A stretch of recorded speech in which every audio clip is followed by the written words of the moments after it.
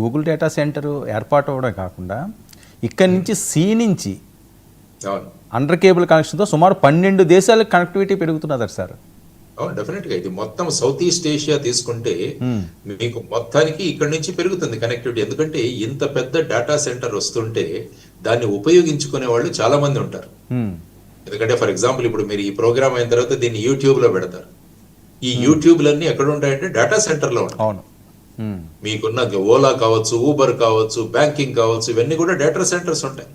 కాబట్టి మిగతా దేశాలు కూడా దీని యొక్క ఇక్కడ డేటా సెంటర్ ఉంది కాబట్టి దీన్ని ఉపయోగించుకుంటారు. దానికోసం మంచి కేబులింగ్ కావాలి.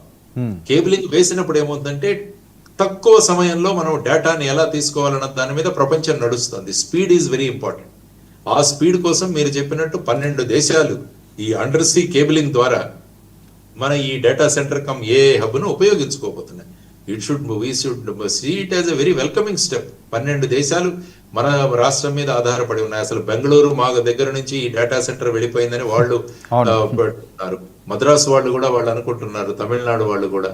సో ఇటువంటి రాష్ట్రాలు వదిలేసి మనల్ని మన దగ్గరికి తీసుకురావడం అనేది అందరూ కూడా గర్వంగా చెప్పుకోవాలి. గత ప్రభుత్వం కూడా మేము విశాఖపట్నాన్ని బాగా డెవలప్ చేశాం కాబట్టి ఈ డేటా సెంటర్ మా దగ్గర వచ్చిందని వాళ్ళు ఆ విధంగా పొలిటికల్ గా కూడా క్రెడిట్ తీసుకోవచ్చు. ఏముంది దాంట్లో? సో వచ్చిన దాన్ని ఏ విధంగా మలుచుకోవాలన్న దాని మీద ఆధారపడి ఉంటుంది. కానీ వచ్చిన ప్రతిదాన్ని